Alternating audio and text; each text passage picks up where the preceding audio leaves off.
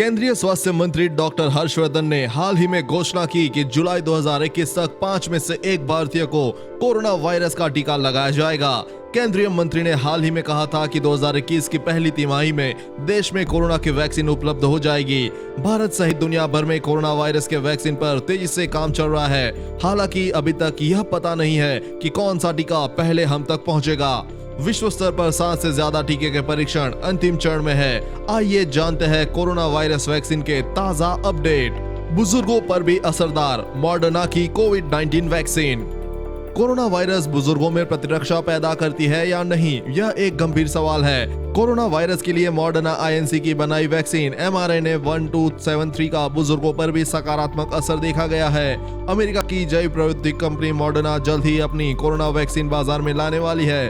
America में mRNA 1273 vaccine के तीसरे चरण के ट्रायल में 30,000 वॉलंटियर्स शामिल हो रहे हैं। एक अध्ययन में 56 या उससे अधिक आयु के 40 वयस्कों में मॉडर्ना के वैक्सीन से कोई साइड इफेक्ट नहीं हुआ है।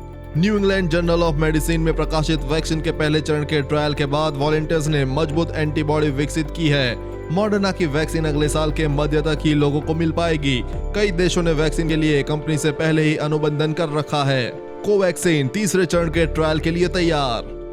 हैदराबाद स्थित भारत बायोटेक अभी 2 कोविड-19 टीकों पर काम कर रहा है, जिनमें से कोवैक्सीन का परीक्षण दूसरे चरण में है। कोवैक्सीन का परीक्षणों को पूरे जोरों पर किया जा रहा है। हालिया अध्ययनों से पता चला है कि यह टीका वॉलंटियर्स में मजबूत प्रतिरक्षा देने में सक्षम रहा है। ICMR के साथ मिलकर भारत बायोटेक कोरोना के वैक्सीन को तैयार कर रहा है। यह वैक्सीन अपने तीसरे चरण के ट्रायल के लिए तैयार है। ऑक्सफोर्ड यूनिवर्सिटी की वैक्सीन। ऑक्सफोर्ड यूनिवर्सिटी की वैक्सीन प्रोजेक्ट में स्वीडन की फार्मा कंपनी एस्ट्राजेनेका भी शामिल है। इस वैक्सीन का तीसरे चरण का ट्रायल किया जा रहा है। नई जानकारी के अनुसार वैक्सीन की प्रतिरक्षा जल्द समाप्त होने वाली है। दिसंबर से लोगों के लिए शुरुआती खुराक उपलब्ध होंगे। हालांकि अगले 6 महीनों में सभी के लिए डोज उपलब्ध होंगे। ऑक्सफोर्ड यूनिवर्सिटी की रिसर्च टीम साल के आखिरी तक ब्रिटेन की नियामक संस्था medicine and health care products regulatory agency के पास रजिस्ट्रेशन के लिए आवेदन करेगी। भारत सहित कई देश इस टीके के लिए जोर लगा रहे हैं। इस वैक्सीन को भारत में कोविशील्ड के नाम से बेचा जाएगा। सीरम इंस्टीट्यूट ऑफ इंडिया के अनुमान के अनुसार इसकी एक खुराक की कीमत 250 रुपए हो सकती है। रूसी वैक्सीन के तीसरे फेज के क्लिनिकल ट्रायल की मंजूरी मांगी।